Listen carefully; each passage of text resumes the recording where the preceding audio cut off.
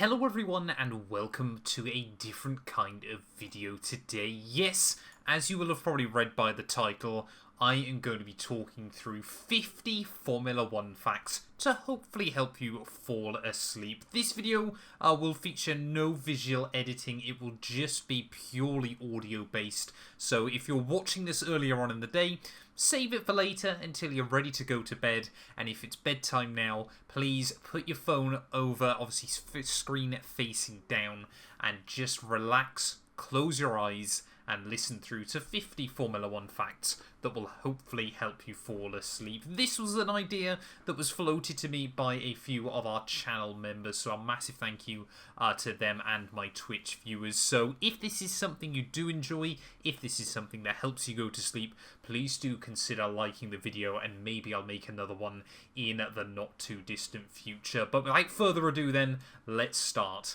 with fact number 1.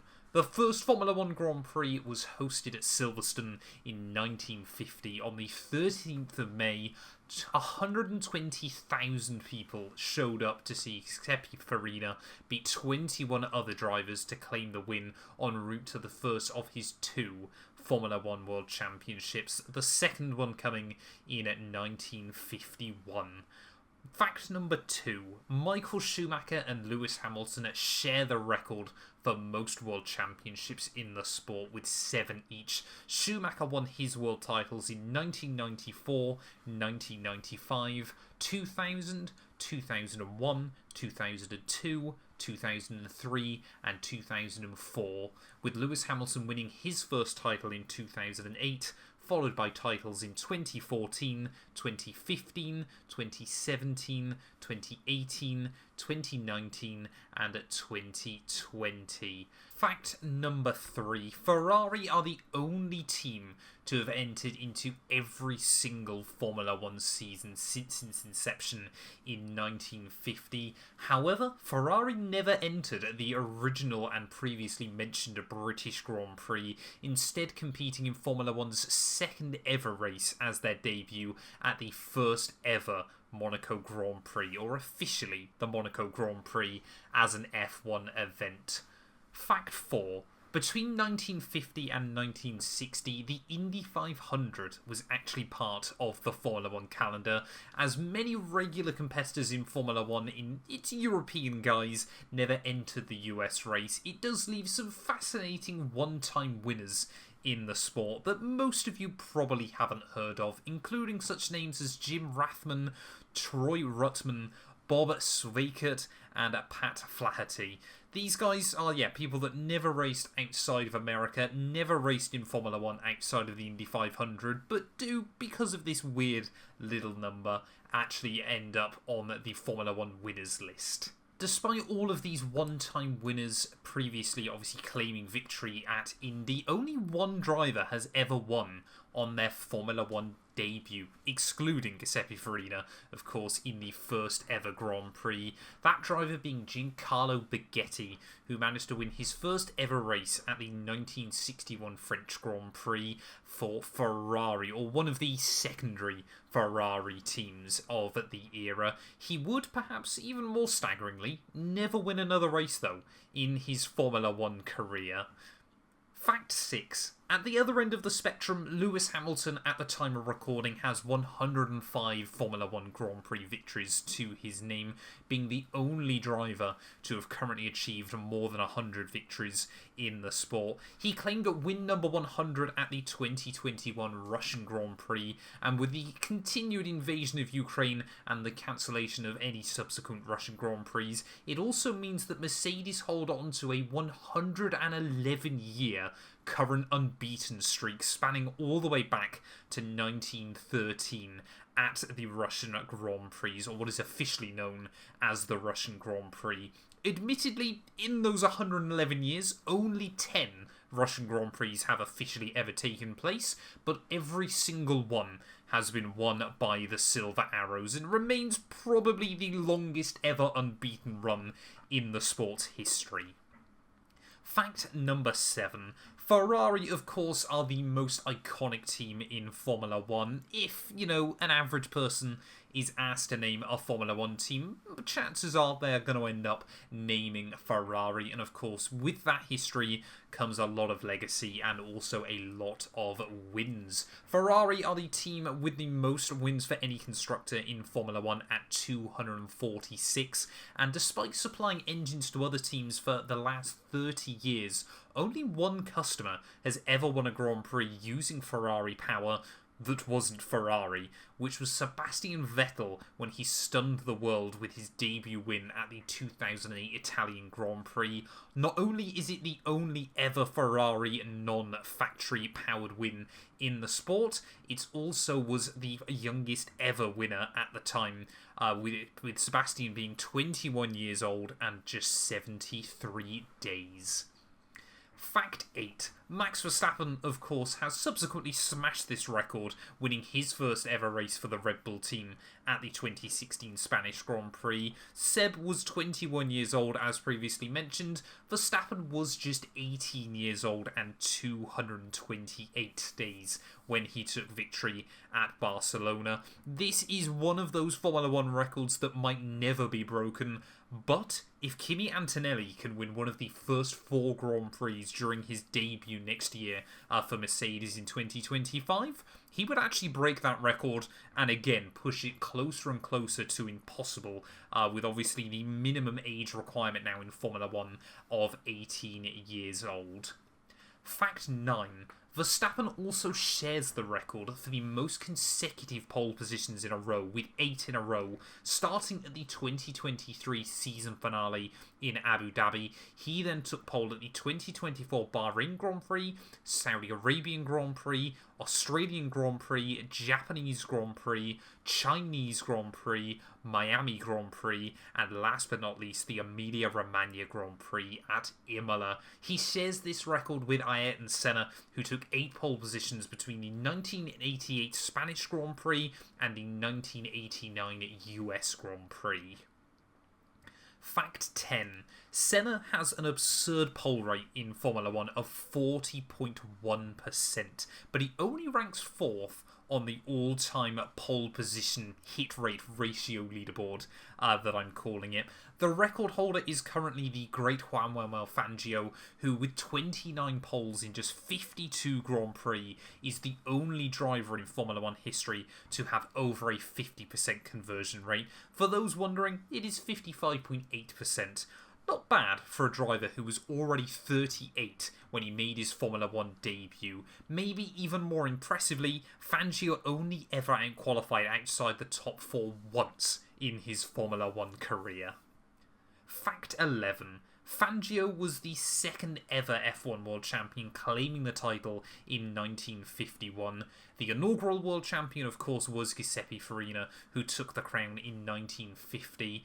Alberto Ascari then won titles in 1952 and 1953, meaning that Farina and Ascari were the first 2 Italian Formula 1 World Champions, and despite all the history of Ferrari and countless Italian drivers coming through the sport, Italy has never won a Drivers' World Championship in the 70 years since Ascari took his second in 1953. Fact 12.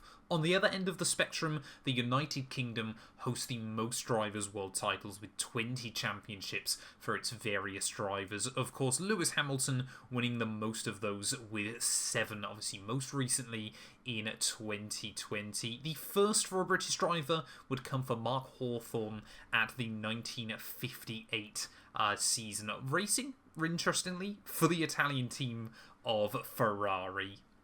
Fact 13. Germany currently holds the second place spot on the all-time World Championship leaderboard with 12 titles from Michael Schumacher, Sebastian Vettel and Nico Rosberg. Brazil currently sits in third with only 8 World Championships, but interestingly, it's the only nation where having multiple World Champion drivers, every single one of them was also a multiple world champion, with Emerson Fittipaldi taking 2 titles and Ayrton Senna and Nelson Piquet with 3 each, leaving Brazil with 8 world championships to their name. Fact 14. Despite all this, I would argue Finland probably has the most impressive record ever in Formula 1. There have only been 9 Finnish Formula 1 drivers to have taken part in a Grand Prix weekend. In chronological order, they are Leo Kunninen, Mikko Kozaruitski, yes, I don't speak Finnish very well, Keke Rosberg, JJ Leto, Mika Hakkinen, Mika Salo, Kimi Räikkönen, Heikki Kovalainen, and Valtteri Bottas. Of these 9, 3 would become Formula 1 World Champion, and 5 would win Formula 1 Grand Prix, and that would be 6 had Mika Salo not having to give up an almost certain win at the 1999 German Grand Prix at the Hockenheimring, when he had to give up the win to Eddie Irvine to help boost his title hopes. So a 33% chance, if you're a Finnish Formula 1 driver, that you're going to win a world title, and I would argue a 66% chance that if you come from Finland and you're racing Formula 1, you're pretty likely to win a Grand Prix. Interestingly though, Finland has never hosted a Formula 1 race, and is just one of 2 countries to have hosted a Formula 1 World Champion driver and never hosted a Formula 1 Grand Prix. Fact 15. The only other country to have had a Formula 1 World Champion but never hosted a Formula 1 Grand Prix is New Zealand, with Denny Hulme winning the 1967 world title. Fact 16. Hill has been the most successful surname in Formula 1. Just 3 drivers have ever competed in F1 with the Hill surname, and all 3 have gone on to become world champions, with Graham and Phil Hill winning world titles in the 1960s, and then Graham's son Damon taking the 1996 crown. Graham and Damon are also just one of 2 father-son combos in Formula 1 to both taste World Championship success, with the other being Keke and Nico Rosberg. Fact 17. Interestingly, the gap between the father's first world title in both of these cases and the son's only world championship wins would be 34 years. Graham winning in 1962 and Damon winning in 1996, and then Keke Rosberg winning in 1982 and Nico Rosberg winning in 2016. Based on this pattern, we should probably assume that Mick Schumacher should win the 2036 World Championship after his dad Michael, of course, won the 2002 world title. Fact 18. Mick Schumacher's first season in Formula 1 was the most recent pointless campaign for a team inside Formula 1, when he and his teammate Nikita Mazepin failed to score a top 10 finish throughout the entirety of the campaign. Although, at the time of recording, it looks like Sauber are set to match this unenviable record in 2024.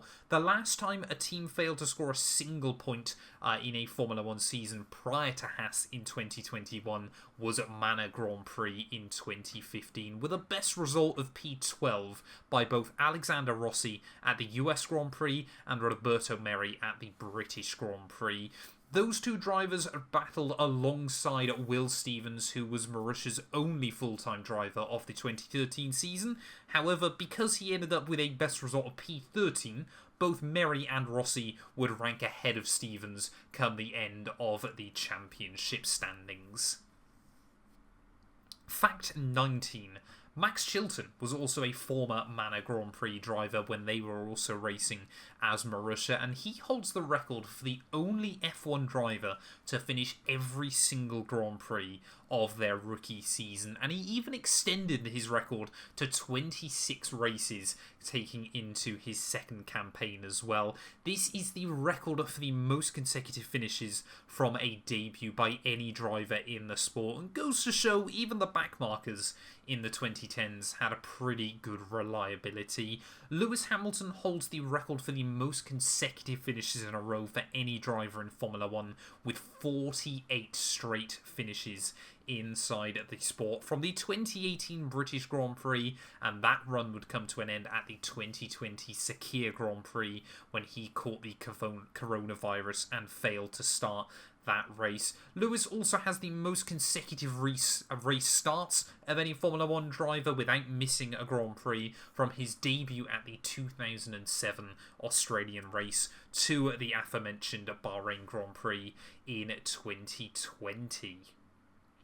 Fact number 20, Rubens Barrichello has the most consecutive F1 entries at 326, competing in every race from the 1993 South African Grand Prix until the 2011 Brazilian Grand Prix. Despite 19 attempts though, Rubens also holds the unenviable record of most home Grand Prix entered without ever winning. 19 starts for the Brazilian at Sao Paulo, and a best result of just one P3 at the 2004 Grand Prix. As a side note, Mobile Chicane, who is a fellow Formula 1 creator, recently uploaded a brilliant video going into and diving deep into every single one of Rubens' Grand Prix at Sao Paulo. It's a fantastic watch that I would highly recommend if you're still awake after this video, going and checking out. Fact 21. Fernando Alonso now holds the record for most race starts ever in Formula 1 at 401.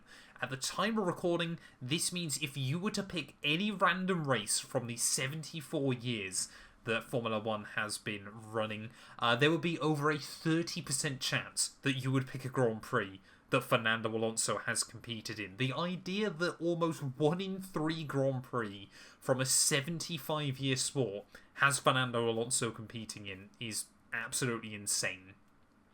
Fact 22. Interestingly, Fernando Alonso was also the only Spanish Grand Prix driver winner from Spain to have taken victory until Carlos Sainz finally broke through at the 2022 British Grand Prix. However, Alonso does remain the only Spanish world champion in the sport right now, unless Carlos can turn a miracle run with Williams in 2025. Fact 23. Lewis Hamilton currently holds the record for the most wins at a single Grand Prix, with 9 victories at the British GP. He took victories at home in 2008, 2014, 2015, 2016, 2017, 2019, 2020, 2021, and of course in 2024. With his win at the 2024 Belgian Grand Prix, Lewis also claims the record for the longest gap between first and last victories in Formula 1, currently standing at 17 years, 1 month and 8 days, but I'm sure he'll be looking to extend that record in 2025 racing with Ferrari. This also means Hamilton has the most wins at his home Grand Prix as well, obviously with those previously mentioned 9 wins all coming at Silverstone.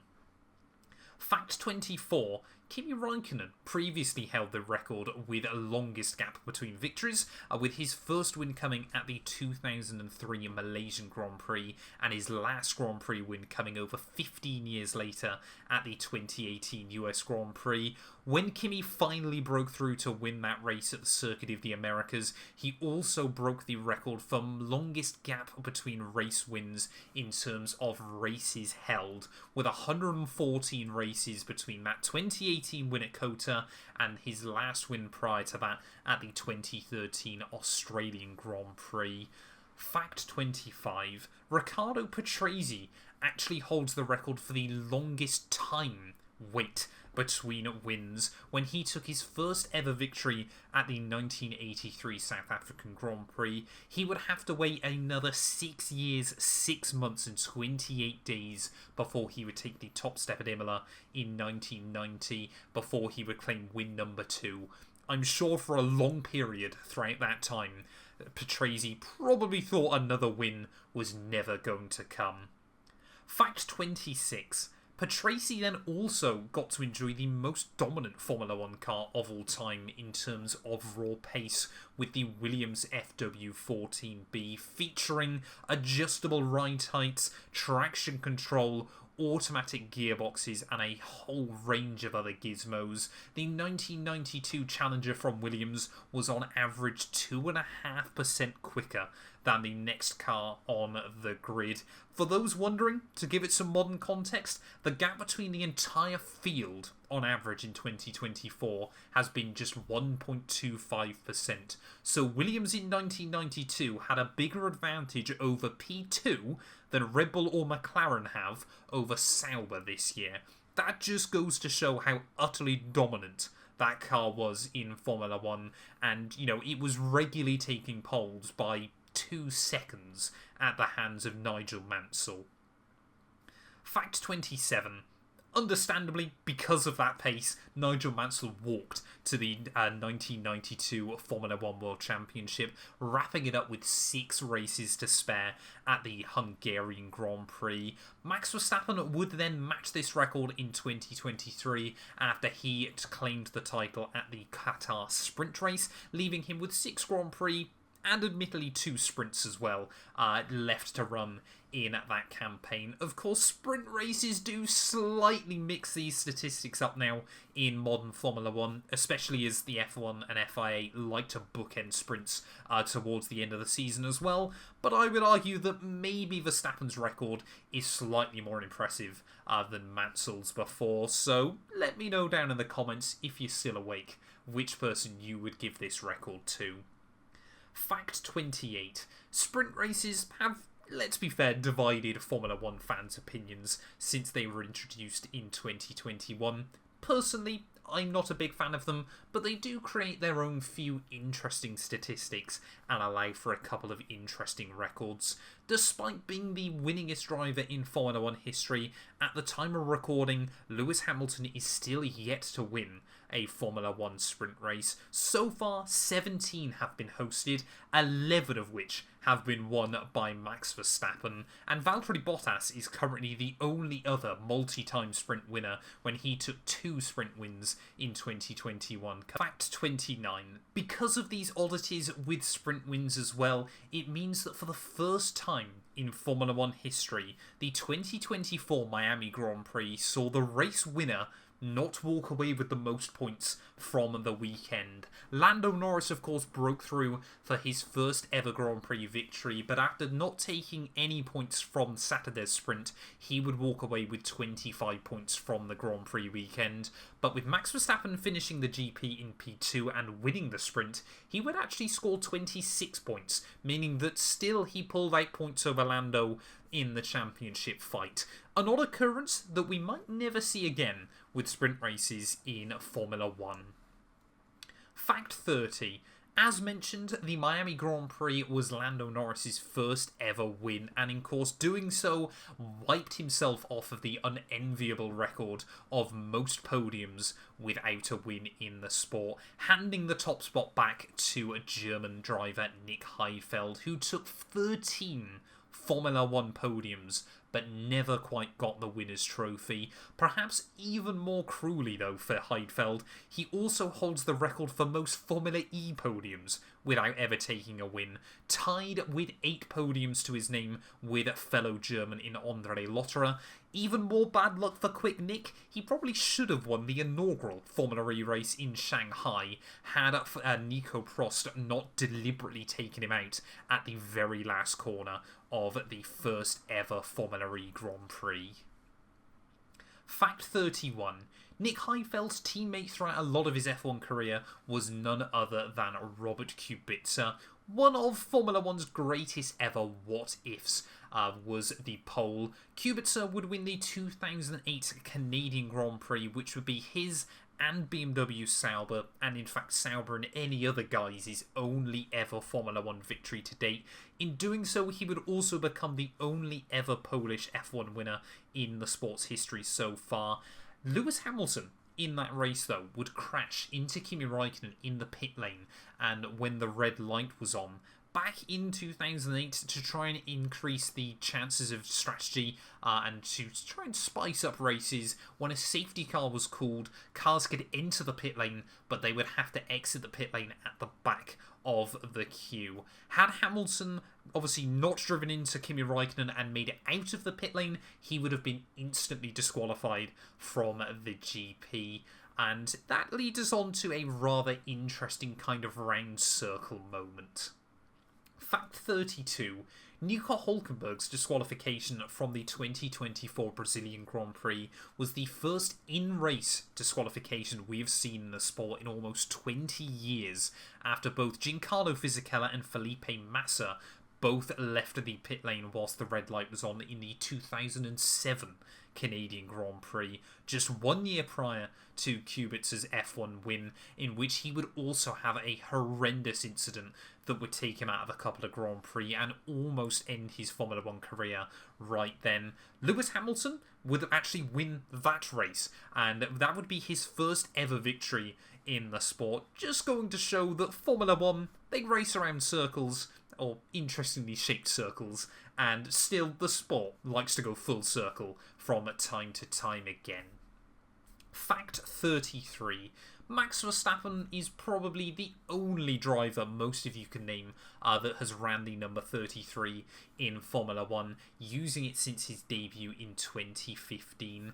But interestingly, during the 2015 and 2016 Formula 1 seasons, he was not allowed to use the three-letter abbreviation of his name, VER.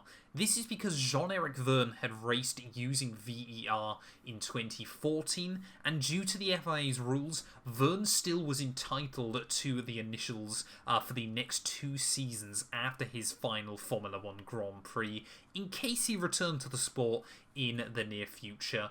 When 2017 rolled around, Verstappen was allowed to take the abbreviation for himself, and since then, Hambot Vergne memes have lived on inside Formula 1. Fact 34. There have, however, been a few other examples throughout Formula 1's history of drivers not using just simply the first 3 letters of their surname, most famously of course being Michael Schumacher, who when he raced alongside his brother in the late 90s and early 2000s, Michael used the MSC tag with Ralph using the RSC tag. When Michael's son Mick debuted in Formula 1 in 2021, he was then allowed special permission by the FIA to bring back the MSC tag as well, rather than using SCH, because of course there was no other Schumacher on the grid anymore. It was a small gesture, but I must admit it did bring a huge wave of nostalgia to us longtime Formula 1 fans seeing MSC back on the grid. Sadly though, of course, we never quite got to see it at the front of the order. Fact 35. There have been other examples of Formula 1 father and son combos throughout the sport's history. Of course, we've mentioned Michael and Mick, we've mentioned Damon and Graham, we've obviously mentioned as well, obviously, Keke and Nico Rosberg, but my personal favourite when it comes to writing this script has to be Manfred and Markus Winkelhock. Manfred raced in the 1980s before sadly being killed in a sports car crash at Mosport, but it's his son Marcus who competed in just one Formula 1 race at the 2007 European Grand Prix that makes this list so interesting. Fact 36. Markus Winkelhock smashed all kinds of records at his one-off outing at the 2007 European Grand Prix at the Nürburgring. Debuting for the admittedly terrible Spiker F1 team, he qualified last for the race, but then when heavy rain began to fall on the formation lap, he made the inspired call to pit for wet tyres before the race started. The rain got heavier, and by lap 3, he was leading the Grand Prix after starting at the back of the field, joining a very, very exclusive club of Formula 1 drivers that have led races on their debut. Even more bizarrely, when the race then got red flagged due to the heavy rain, he also became the only F1 driver to start the same Grand Prix, both from last and then from first. Unfortunately, that would be as good as it got for Winkelhock. He would suffer hydraulic failure early on in the GP and sadly would never compete in Formula 1 again. However, for these kinds of videos, he remains a cult hero and is one of just a few drivers to have led a 100% of the Grand Prix he's ever entered. And yeah, like I said, being an icon for so many Formula 1 fans now, just due to the strange oddities of his one-off debut. Fact 37. Leading laps in Formula 1 is one thing, but of course winning Grand Prix is far more important, and Antonio Giovinazzi has led more laps at the Singapore Grand Prix than 3, soon-to-be 4-time world champion Max Verstappen has ever managed. The Dutchman has only ever led 3 laps at Marina Bay, meanwhile the Italian led 6 in the 2019 GP. It's safe to say Singapore, for whatever reason, just seems to be Max Verstappen's bogey track inside the series. Fact 38. Chris Amon, though, holds the record for most laps led in Formula 1 without ever taking a Grand Prix victory and is widely considered to be the unluckiest ever Formula 1 driver. He led 183 laps across 7 different Formula 1 Grand Prix, but would never quite take victory in the sport. He also, less famously, holds the record for most different car brands entered into Formula 1, competing for no less than 13 different manufacturers. Fact 39. Martin Brundle sadly goes one better than Chris Amon. For modern Formula 1 fans, Brundle is known for his slightly awkward grid walks, interviewing celebrities that he clearly knows nothing about, and usually those said celebrities don't really know a lot about Formula 1. However, Brundle, rather annoyingly, in his own words, he's kind of forgotten as a very, very good Formula 1 driver. However, in his 158 Grand Prix starts between 1984 and 1996, he would never lead a single lap in the sport, a record that still stands to this day. Fact 40. Sergio Perez would enter the most Formula 1 Grand Prix before taking his first ever win. In his 194th Grand Prix at the 2020 Sakir GP, Perez would get tipped into a spin on lap 1, restart the race down in P17 and last, but still carve his way through good strategy and a little bit of luck to take his first Grand Prix win. There are other drivers on the Formula 1 grid that could beat this record. Obviously, most famously, Nico Hülkenberg, who has started over 200 Grand Prix now, not only hasn't taken a single win, but has also never taken a podium. I'm sure he's hoping that 2025 or 2026 with Audi can finally break his curse. Fact 41. The Bahrain Outer Circuit, which hosted the Sakir Grand Prix, also hosts a couple of other interesting records, with Valtteri Bottas's qualifying time of 53.37 seconds to take pole, being the shortest ever pole lap in Formula 1 history. Yes, that even beats the Indy 500 pole times of the 1950s, and because of F1 and the FIA's strict limits on track distances for what will be an FIA Grade 1 circuit, we're probably never going to see this record beaten again. Fact 42. Less than a year after that Bahrain Outer GP, Formula 1 would host its shortest ever Grand Prix with the farcical 2021 Belgian GP. The race would be called after just one lap of, in air quotes, racing, which was behind the safety car anyway, with Max Verstappen claiming victory in just 3 minutes and 27 seconds. Also, for those of you that obviously remember that Grand Prix, you'll know that Nikita Mazepin technically took fastest lap as well in that GP, but because he was outside of the top 10, he didn't get the bonus point for it.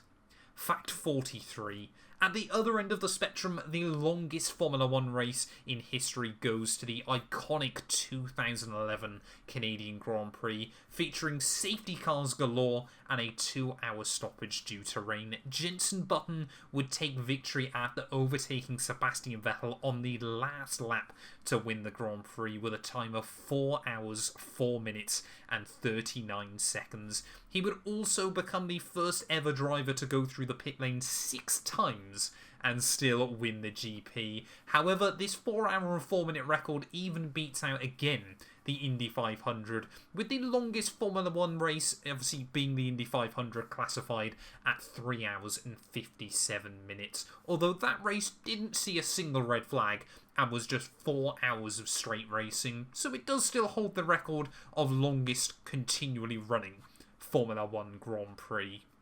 Fact 44. The least finishes at any Formula 1 Grand Prix would be the 1996 Monaco GP, with just 3 drivers crossing the finish line and only 7 drivers being classified as finishing 90% of the GP. Olivier Panis would become the only French driver to win in a French car on the French Riviera, ahead of David Coulthard and Johnny Herbert. Heinz-Harald Frentzen would also technically finish the race. He would still be running at the end, but would retire in the pit lane with 1 lap down. But the list of driver DNFs from this Grand Prix is insane. Mika Salo, collision. Mika Hakkinen, collision. Eddie Irvine, collision. Jacques Villeneuve, collision. Luca Badoer, collision plus electrical fault. Jean Alesi, suspension failure. Damon Hill, engine failure. Martin Brundle, accident. Gerhard Berger, gearbox failure. Pedro Diniz, transmission failure. Ricardo Rossi, accident. Ukio Katayama, accident. Michael Schumacher, accident. Rubens Barrichello, spun off. Pedro Lamy, collision. Giancarlo Fisichella, collision. Jos Verstappen, accident. And the only did not start of the race would be Andrea Montemini with a crash in warm-up. Fact 45. Just 1 year after the 1996 Monaco Grand Prix, the 1997 Formula 1 season played host to one of the most insane title deciders there has ever been in the sport, between Michael Schumacher and Jacques Villeneuve at Jerez. For the only time in Formula 1 history with the modern 3 decimal place timing and scoring system, 3 drivers would set identical times, with our previously mentioned 2 championship rivals and Villeneuve's teammate Heinz-Harald Frentzen all setting an identical qualifying time of a 1 minute 21.072. This would also even more insanely be for pole position. We've seen plenty of two-way ties up and down the grid, but never again have we seen a tie for pole, never mind it being shared by 3 drivers. Jacques Villeneuve would start the Grand Prix from pole as he set the lap time first, with Michael Schumacher lining up alongside him and Jacques Williams' teammate lining up in P3. Fact 46. Race day Sundays, also quite a controversial one from the 1997 finale, when Michael Schumacher famously hit the wrong part of him when trying to swerve into Villeneuve to take them both out of the GP. It wouldn't be successful. Jacques would go on to win the title that season, and because Michael Schumacher got beached in the gravel trap, it meant that it was the only season in Formula 1 history where the top 2 never shared a podium throughout the entirety of the campaign. Of the 17 races, each driver would take 8 podiums, with neither of them finishing on the rostrum at the Italian GP earlier on in the season. And then, of course, 2 weeks after the season concluded, Schumacher was disqualified from the final standings, sadly ruining this fun little fact. So I guess fact 47 is that the 1997 season finale at Jerez would also be Mika Häkkinen's first win in Formula 1 before he took back-to-back titles in 1998 and 1999. Fact 47, after such a chaotic and controversial race weekend, people often forget that there was one last bit of controversy at Jerez when it was found out that the local president or mayor of Jerez actually breached FIA protocol and refused to back down. In doing so, he was handing out trophies to the winners when he wasn't meant to be, and refused to listen to the FIA's requests and orders. So, simply put, the FIA turned around, cancelled Jerez's contract for the future, and we've never raced at Jerez since. It's an odd story that not a lot of people seemingly know much about, so if you have got any extra information on this, it would be greatly appreciated. Fact 48. Close title battles are what make Formula 1 great. They are the definition of a fantastic season. And of the 74 completed Formula 1 seasons to this day, 31 have so far ended with the title being decided in the last race, with 3 drivers with a shot in 1986, Alain Prost taking the title for McLaren, beating the Williams duo of Nigel Mansell and Nelson Piquet. Interestingly, in 2007, it would be Kimi Raikkonen winning the world title for Ferrari ahead of both McLaren drivers of Fernando Alonso and Lewis Hamilton. There has only ever been one 4-way title decider, with that being in 2010, where Mark Webber, Fernando Alonso, Sebastian Vettel and Lewis Hamilton all went into the Abu Dhabi Grand Prix with a shot at the title. Unlike these previous 2, where it was one driver against 2 for a separate team, this time round it would be Red Bull who came in with both Webber and Vettel with a shot at the crown. It would be Vettel that would take the title and come out victorious at winning his first of 4 straight Formula 1 titles between 2010 and 2013. Fact 49. Despite all of these close season finishes, it was the 1984 campaign that is the closest ever point battle in Formula 1 history. Niki Lauda going on to win his 3rd and final world title by just half a point over Alain Prost, and in doing so, Lauda would remain the only driver to this day in Formula 1 that has won both a Drivers' World Championship racing for Ferrari and racing for McLaren.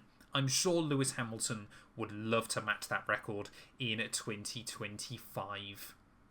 Fact 50, and last but not least then, I'm going to dedicate this to the great Niki Lauda. He would also win the 1984 season despite not taking a single pole position over the course of the campaign.